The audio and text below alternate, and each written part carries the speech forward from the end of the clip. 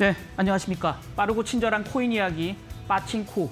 오늘 10월 17일 월요일 순서 시작하도록 하겠습니다. 지난 사흘간 금요일 오후부터 토일 사흘간 시장 상황을 정리해야 되기 때문에 차트부터 보시면서 숨가쁘게 시작해 보도록 하겠습니다. 제목 꽉 억눌린 투자 심리 이렇게 달아봤었는데요. 미국 증시도 마찬가지로 계속적으로 연준이 가파르게 기준금리를 올릴 수 있다라는 우려감, 통화긴축에 대한 우려감들이 시장 저변에 계속 악재로 자리 잡고 있는 상황이고요. 거기서 미국 소비 경기 둔화 우려감들이 또 새롭게 등장하고 있고, 또 유럽 쪽에서는 에너지 위기, 또 영국은 굉장히 혼란스러운 시장 상황들, 감세한 일정 부분 거둬들였습니다만은 시장 자체 불안은 아직 사라지지 않고 있는 상황이 계속되다 보니까 이렇게 혼란스러운 각지에서 드러나고 있는 여러 가지 악재로 인해서 시장의 투자 심리가 굉장히 억눌려 있고요. 위험 자산들 동반 하락하는 가운데 가상 자산도 같이 하락세를 계속 타고 있다. 이렇게 정리하면 될 것 같습니다. 차트를 보시면 알겠지만 금요일 오후에 잠깐 초록색 24시간 전에 비해서 플러스를 기록하다가 지금 주말 내내 붉은색으로 하락 압력을 계속 받고 있다. 이렇게 정리하면 될 것 같습니다. 지금 현재 비트코인 시세 보시면 19,298달러 수준에 있고요. 24시간 전에 비해서 1% 정도 살짝 반등하긴 했습니다만 여전히 힘을 못 쓰고 있다. 이렇게 정리하면 될 것 같고요. 이더리움 가격 같은 경우는 2.4% 정도 상승하고 있지만 지금 1,300달러 선 회복한 이후에 계속 1,300달러에서 아래 위로 계속 등락을 거듭하고 있다. 또 BNB, 카르다노, 폴카닷은 상승하고 있지만 XRP, 리플은 1%대 하락세를 보이고 있다. 이렇게 굉장히 혼조 양상을 보이고 있다로 정리해보면 될 것 같습니다. 이런 시장 상황 속에서 여러 가지 뉴스들이 나왔었는데요. 제가 세 가지 뉴스를 또 골라봤습니다. 첫 번째는 헤지펀드계의 전설로 불리는 빌 밀러라는 분입니다. 이분은 특히나 장기적으로 한 30년, 40년간 S&P 500 지수로 계속 아웃퍼폼하는 수익률을 내면서 가치 투자의 전설로 불렸던 분인데요. 이분이 포브스가 진행하는 투자 관련 행사에서 연설을 하면서 비트코인에 대한 얘기들을 했는데요. 그 부분만 제가 발췌해서 소개해 드리도록 하겠습니다. 이분은 벌써 한 8년 전부터 비트코인을 사서 계속 투자하고 있다라고 자기 스스로 고백을 했던 분이신데요. 이분이 비트코인에 대해서 개인적으로 여전히 불리시한 강세 전망을 유지하고 있다라고 스스로 얘기했고요. 코인 가격 역시 가격 변동성이 높다라는 게 가장 취약한 포지션이다라고 많이 얘기하지만 그건 인정한다. 다만 금융시장이 재앙을 맞을 때 투자자들한테 보험을 제공할 수 있다라고 얘기했습니다. 아시다시피 2008년도에 처음으로 비트코인이 만들어질 때 글로벌 금융위기 하에서 전 세계 기존의 금융 시스템 자체가 붕괴될 위기에 놓여 있던 상황에서 그 대안으로서 등장했던 게 비트코인 아니겠습니까? 결국 비트코인은 금융시장이 대혼란, 재앙을 겪을 때 항상 그 대안으로서 부각됐던 대체 자산이다라는 측면에서 보면 이분도 역시 거기에 포커싱하고 있다는 거죠. 단기적인 가격 변동성이 크지만 금융시장이 대혼란이 올 때 비트코인이 투자자들한테 안전장치가 될 수 있다라고 얘기를 하고 있는 거고요.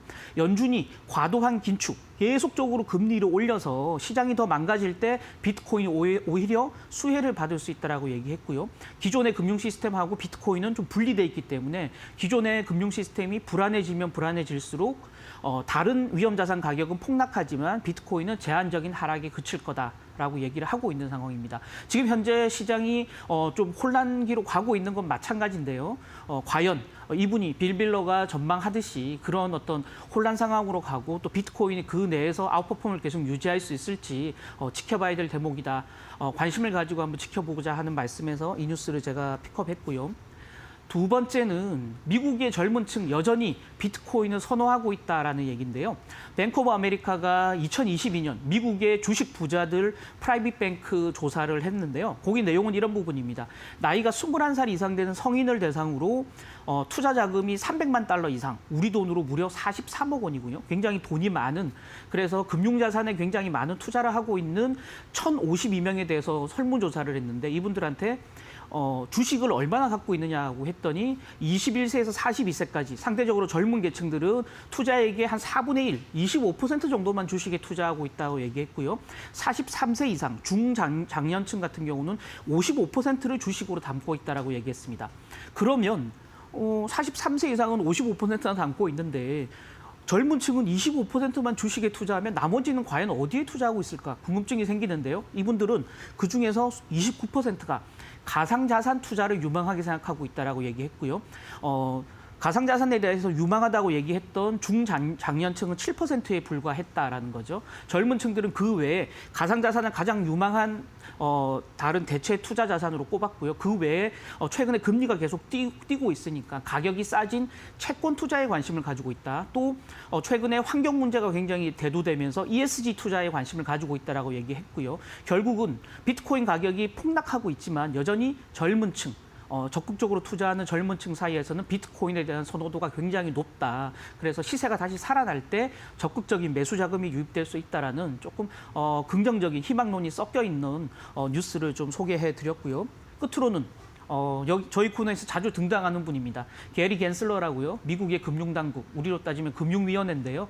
미국 증권거래위원회 위원장입니다. 이분이 모 대학 행사에서 연설을 하면서 CFTC, 그러니까 주로 원자재, 파생 상품 등을 관리 감독하는 또 다른 감독 당국이 상품 선물 거래 위원회인데요. 비트코인하고 이더리움은 증권이 아닌 가상자산이기 때문에 이건 SEC가 아니고 상대적으로 규제가 덜한 CFTC에서 규제하는 게 맞다라고 힘을 실어줬다라는 얘기입니다. 실제 지금 미국 의회에서는 증권이 아닌 가상자산, 즉 비트코인과 이더리움에 대해서는 SEC가 아닌 CFTC가 관리 감독하도록 하는 입법을 추진하고 있는데요. 그 입법을 동의한다라는 의견으로 받아들일 수 있을 것 같고요. 실제 비트코인, 이더리움이 SEC가 아닌 CFTC 관리 감독으로 확정될 경우에 비트코인과 이더리움을 둘러싼 다양한 ETF라든지 파생 상품들이 등장하면서 시장 생태계가 커질 수 있다는 점에서 실제 미 의회에서 중간 선거 이후에 입법 여부를 살펴보는 전략이 좀 필요하다 이렇게 말씀드리면 될 것 같습니다. 자, 끝으로는 코인 시장의 투자 관련 주요 이슈 얘기인데요. 오늘은 달러화 얘기를 좀 한번 해보도록 하겠습니다. 지금 차트 한번 보시면 지난 6월부터 지금까지의 붉은색은 그 달러 인덱스 가격이고요. 파란색으로 표시된 부분은 비트코인 가격입니다. 두 가지가 정반대로 가고 있는 양상 눈으로 직접 확인하실 수 있으실 테고요. 8월 이후에 달러 인덱스가 가파르게 상승하는 과정에서 비트코인 가격이 쭉 내려갔고요. 최근에 비트코인 가격이 반등할 때 역시 달러 인덱스가 밑으로 쭉 빠지는 흐름을 보였었죠. 최근에 다시 달러 인덱스가 위로 올라가면서 비트코인 가격은 다시 하락 압력을 받고 있다는 겁니다. 실제 달러 인덱스 살펴봤더니 9월에 114선을 넘어서 20년 만에 최고치를 기록했었는데요. 10월 초에 한 110선까지 내려오면서 조정을 가파르게 받았었는데 지금 다시 113선을 회복하면서 9월 28일 이후 최고치까지 다시 올라섰습니다. 실제 비트코인하고 달러 인덱스의 상관 계수를 코릴레이션을 비교해 봤더니 마이너스 0.6에서 마이너스 0.7 정도 유지하고 있는데요. 상관 계수는 플러스 1, 마이너스 1이 기준으로 해서 플러스 1이 되면 두 가격이 똑같은 방향으로 움직인다는 얘기고요. 마이너스 1이 되면 정반대 방향으로 움직인다는 얘기인데 지금 마이너스 0.7까지 가고 있다는 얘기는 달러 가격과 비트코인 가격이 거의 정반대로 가고 있다라고 보여지는 상황이고요. 결국 비트코인 가격이 다시 위로 올라가기 위해서는 달러화 가격이 내려가는 그 시점을 가늠하는 게 굉장히 중요하다라는 게 투자의 포인트가 될 것 같은데요. 아쉽게도 제가 강달러를 막을 만한 대항마가 없다라는 제목을 달아봤는데 아래 부분 그래프 한번 보시면 이 파이 차트는 뭐냐면 달러 인덱스를 구성하는 주요 통화의 가중지표입니다. 달러 인덱스 안에는 6개 통화가 포함되는데요. 그래서 6개 통화 대비 달러 가치가 얼마냐를 지수로 나타낸 게 달러 인덱스인데 전체의 60%에 가까운 57.6%가 유로화를 바스켓에 담고 있다는 겁니다. 또 그다음으로 많은 13.6%는 일본의 엔화, 그다음으로 많은 11.9%가 영국 파운드화입니다. 이 세 가지 통화를 합치면 거의 70% 가까운 포지션인데요. 결국 달러가 약해지기 위해서는 그 반대편에 있는 유로화, 엔화, 파운드화 가치가 위로 올라가야 가능하다는 거죠. 자, 그런데 지금 당분간 유로화가 파운드화, 엔화가 위로 올라갈 가능성이 별로 없다라는 게 지금 함정이다라는 거죠.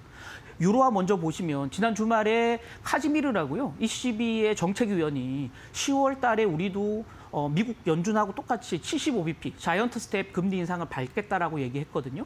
그 이후에 유로화 가치가 올라가야 되는데 오히려 유로화 가치는 계속 떨어지고 있는 상황입니다. 지금 1유로 이퀄 0.96달러 정도 유지하고 있는데요.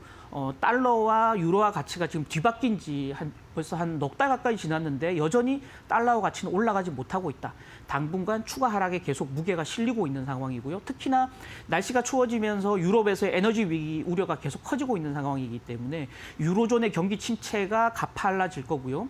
특히 ECB 같은 경우도 10월에 75bp 금리를 올린다고 하더라도 연준이 계속 75bp씩 금리를 올리고 있기 때문에 미국의 기준금리를 따라가지 못한다라는 측면에서 보면 유로화는 계속 약해지고 상대적인 달러화 가치가 계속 올라갈 수 있다라는 거고요.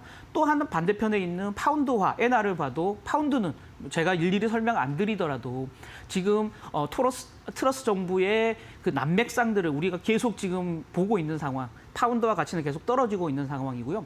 특히 엔화 가치 같은 경우 지금 무려 32년 만에 최저치까지 떨어지면서 150엔 돌파를 눈앞에 두고 있는 상황이거든요. 이번 주에 지금 많은 전문가들이 일본은행이 엔화 시장에 직접 개입해서 엔화 가치를 인위적으로 높이려는 시장 개입에 나설 것이다라고 얘기하고 있는데 만약에 시장 개입이 없다면 엔화 가치도 계속적으로 폭락할 수밖에 없다. 즉 유로와 파운드와 엔화 가치가 반등할 만한 모멘텀을 찾기 굉장히 힘든 상황이기 때문에 달러화는 가만히 있더라도 가치가 올라갈 수밖에 없다. 그럼 달러화와 정반대로 가고 있는 비트코인 가격 계속 하락 압력이 생길 수밖에 없다라는 거죠. 실제 지금 선물 시장을 봐도 비트코인 선물 매도하는 압력이 굉장히 강해지면서 펀딩 레이트가 마이너스로 계속 내려가고 있는 상황이거든요. 결국 선물 시장에서도 비트코인 가격 하락을 예상해서 매도 포지션을 갖고 있는 투자자가 늘어나고 있다라는 상황이기 때문에 비트코인 가격 지금 19,000달러에서 좀 버티기는 하고 있습니다만은 당분간 18,000달러에서 20,000달러 선에서 좁은 박스권을 유지할 가능성이 굉장히 높다. 그래서 달러화가 약해지는 국면을 확인하기 전까지는 비트코인 투자를 보수적으로 가져갈 필요가 있겠다라는 메시지를 전해드리면서 오늘 제가 준비한 내용은 마치도록 하겠습니다. 내일은 보다 반가운 소식으로 만났으면 좋겠습니다. 지금까지 이정훈이었습니다.